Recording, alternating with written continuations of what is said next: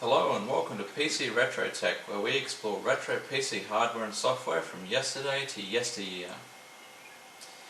So in today's video I'm going to be showing you a graphics demo. It's called CGA Demo, and I wrote this in assembly language in C for the 8088 microprocessor, which this Amstrad PC 1512 that you're looking at has inside it.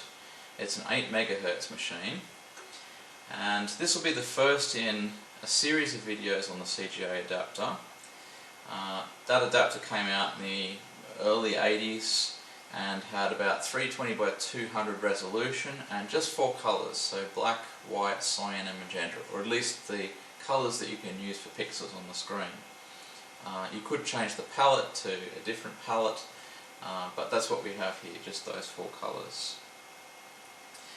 So I will warn people that there could be some flashing in this demo. It's not strong strobing, but there is still some flashing there. So if you're really sensitive to that sort of thing, you might not want to watch this particular one.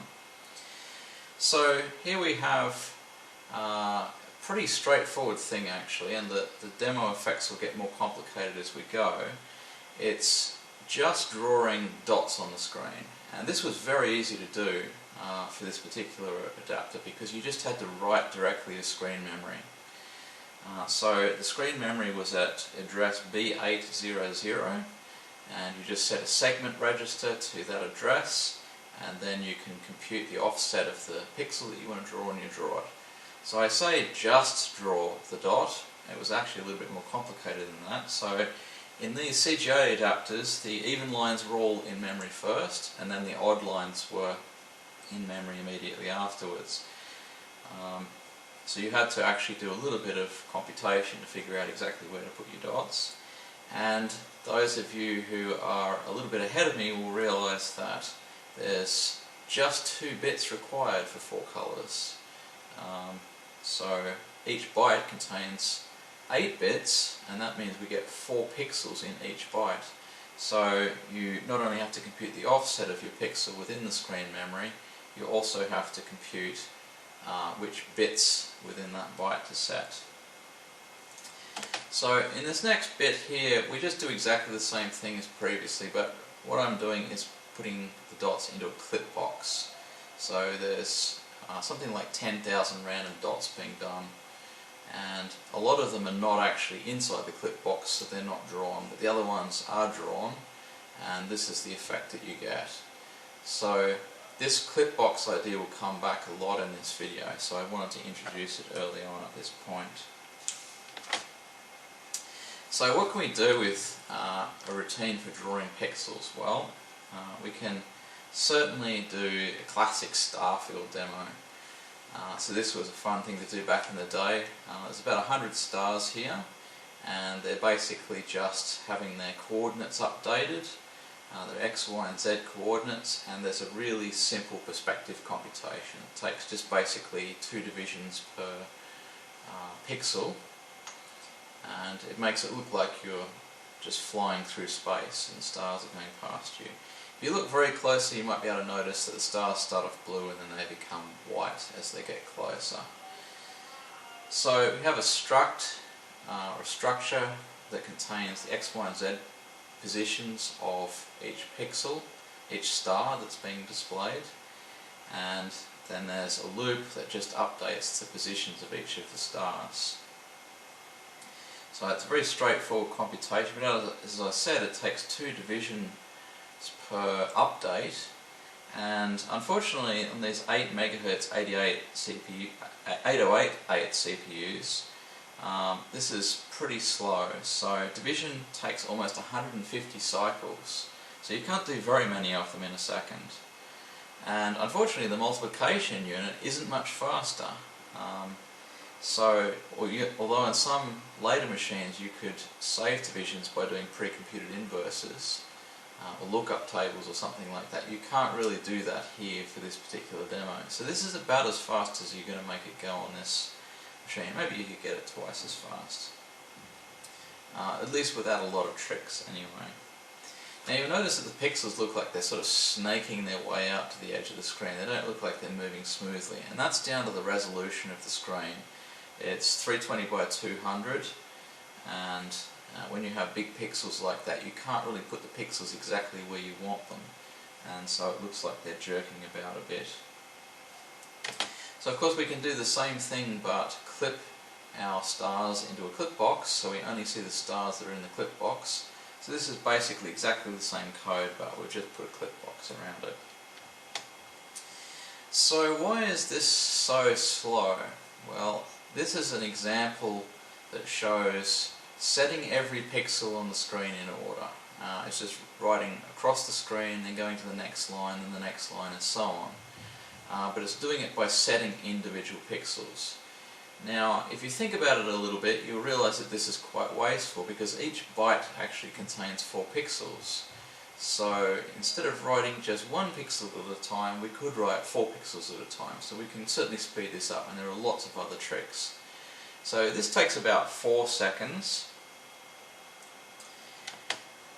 In the next version of this code, it takes about 3 seconds, and I've made an improvement here. So instead of computing every single time the offset of the line that we're drawing the pixel on, I'm only computing the offsets once at the beginning of each line, and then I'm doing the remainder of the computation for each pixel.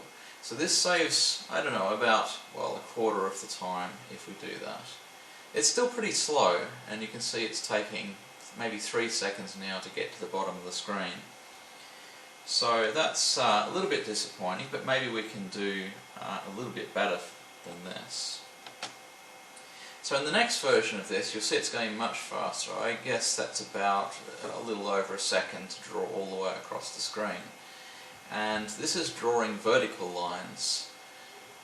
So this can actually be done a lot faster. You wouldn't imagine that to be the case, but the way it works is, well, first of all, it's written in assembly language, and I've made this as fast as I possibly can.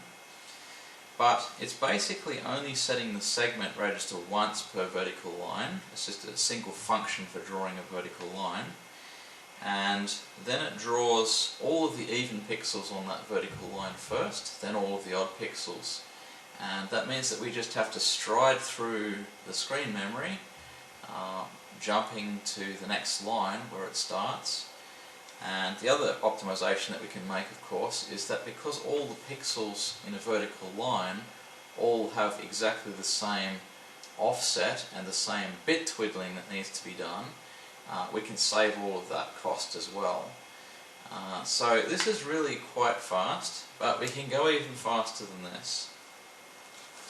So in the next version, you'll see that the screen updates almost as well. It's within about a fifth of a second. I've actually put a 500 millisecond delay in here just so that there's not a strong strobe going throughout this part of the demo. So I guess it's about a fifth of a second, and this is doing the trick that I mentioned earlier, where you can set 4 pixels at once just by setting the whole byte. Now the lines that are being drawn here are horizontal lines, and of course you have to be a little bit careful at the start and end of the horizontal line that you don't mess up other pixels that could be nearby, because the line might not start on a 4 pixel boundary. So you have to do some fix-ups at the end, but other than that you can just go straight across writing a byte at a time until you get to the end of the horizontal line that you're drawing.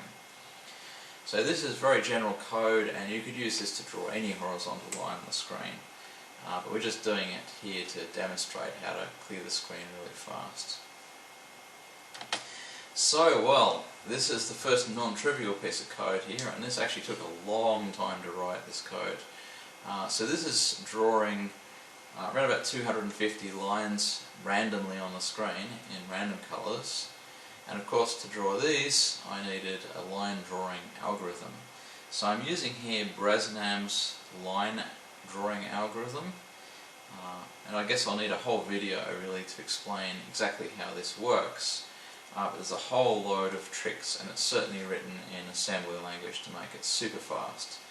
I don't know if any of you remember the old Borland graphics interface that used to come with Borland C compilers and Turbo Pascal and so on.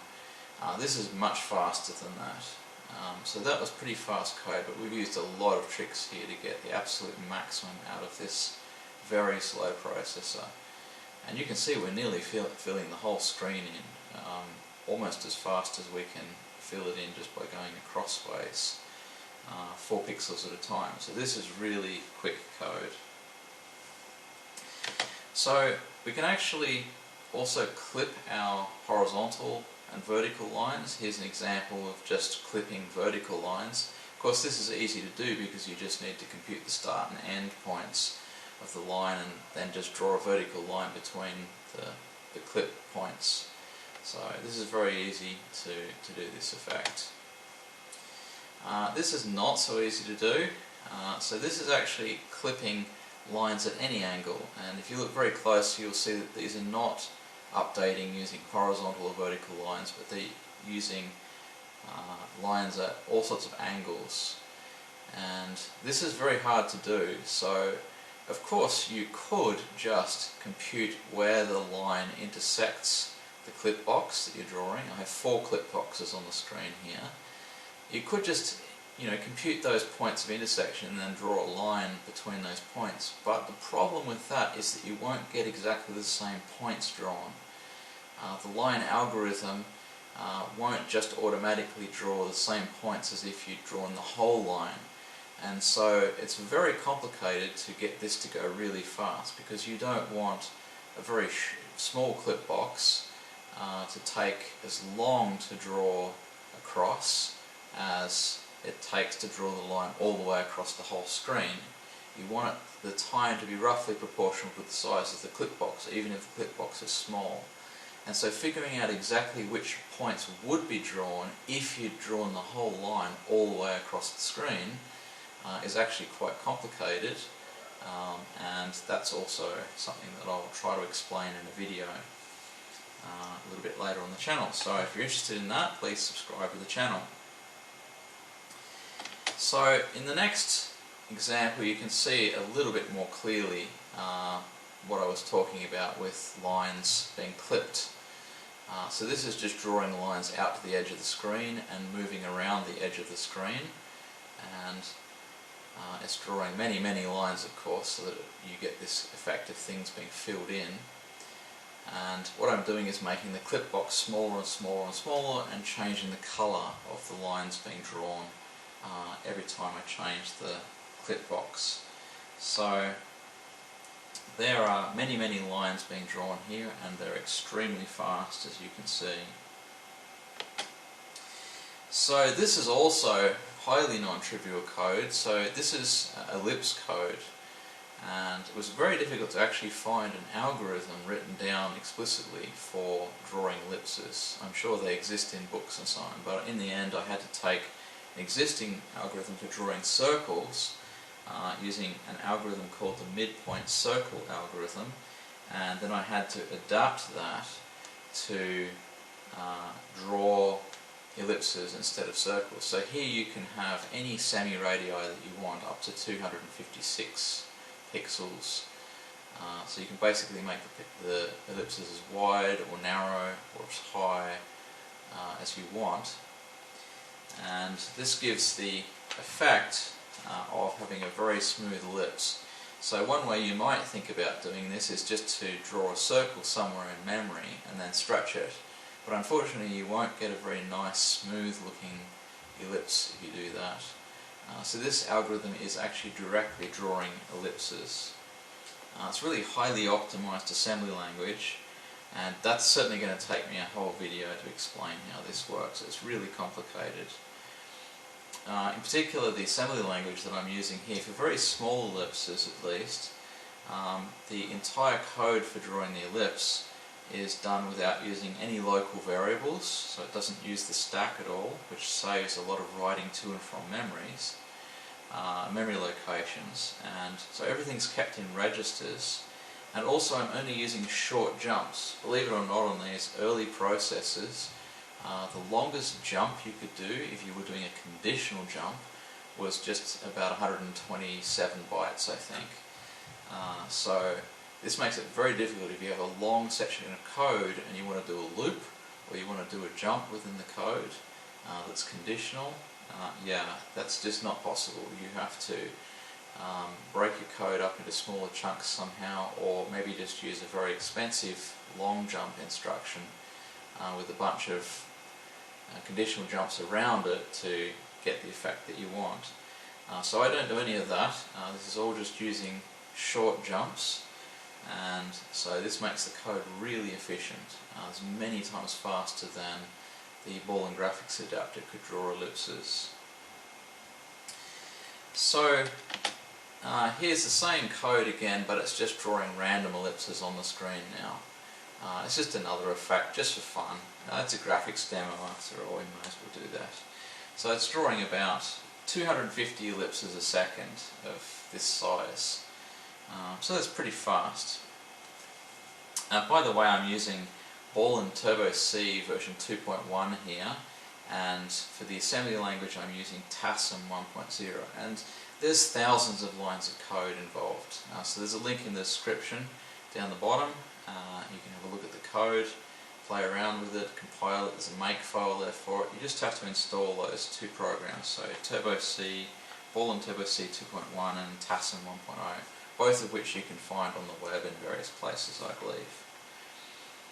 So as I said, this machine is an Amstrad PC 1512, so it has just 512 kilobytes of memory. We're not actually running into any memory limitations here. This demo doesn't take much memory, but it's really amazing what you could do with a machine with so little memory back in the day. So the final part of this demo is the most complicated demonstration of the lot. So this one is doing clipped ellipses. So if you were writing a drawing program, for example, you'd probably want to have maybe on the left hand side some kind of menu of options in your drawing program, and you might want to have some I don't know, textures or something down the bottom and so on. So the part where the user is actually going to be drawing stuff on the screen is only a little box on the screen. And supposing the user wants to draw an ellipse on the screen, you only want to show the portion of the ellipse or the circle that's actually in that clip box. So that means you need clipped ellipses. I'll talk a lot more about this when I get to a video on that subject, but basically the idea here is to only draw the points that actually lie inside the clip box. But as I mentioned earlier, you can't just use individual point drawing here because that's too slow. You still want to draw using very fast assembly language, which gives you a very fast ellipse, but you only want it to draw the bits that actually lie inside the box. So that's particularly hard, and unfortunately in this particular piece of code there's really a forest of if statements to figure out the start and end points of the various segments of the ellipse that get drawn when you draw an ellipse. So it's really a pretty messy code, but it seems to work okay. Now I have to say that I spent a lot of time writing this. There are lots of bugs, and very often when you write this stuff, the very first thing that happens is it just starts filling the screen in, and then the machine crashes because you had an overflow somewhere. So getting it exactly right so that it draws pixel perfect the part of the ellipse that you want to see in the box is really hard work. So this was mostly done in assembly language, so the part that actually draws the ellipse is done in assembly language. And the way I made this work is to, instead of drawing the points directly to the screen, it writes out the coordinates that it would draw. And the reason why this is useful is because in order to do the clipping, as I said, there's a forest of if statements, and you really don't want to write that code in assembly language. So you'd like those to be able to handle the data in C rather than in assembly language. And so it's just convenient for the assembly language routine to return an array of points, and then you can operate over that with a C program. Having said that, the bit that actually draws all the segments, once you've figured out which parts of the array need to be drawn on the screen, is actually written in assembly language to make it really fast. So this is about as fast as you can make this go, I think. It's not clear that anybody has ever written code for doing this. Of course I don't know that for sure, but it's a very hard task, and I think it's a big challenge to find a way to do something like this completely in assembly language. And if anyone wants to have a crack at it, by all means give it a go and see how you go. If you can get the same performance, I certainly can't draw ellipses of any kind, small or big, without spilling from registers into local variables. So if you want to draw ellipses of arbitrary size on the screen and have them basically pixel perfect, and you want it to be fast, and you want to have just short jumps, and you don't want to spill out of registers, I don't know an algorithm for doing that. And the reason is that the 8086 doesn't have very many registers. You've got a handful of general purpose registers and a handful of others that you can use if you haven't got local variables and so on. But that's about the best you can do. You really need local variables for this kind of code, and so that's what I use. But it's still very, very fast because it's in assembly language, it's hand-coded, and there's a lot of optimizations in the code. But if anyone wants to take a crack at it and see if they can do better than what I've done, well, all the code's there. You can go and have a look at that yourself and see how you go with it. So that's the end of the demo.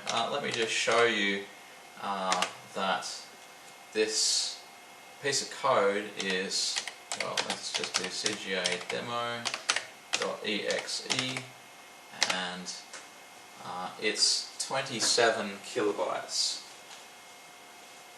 I'll just turn the brightness up on that so you can see the size there.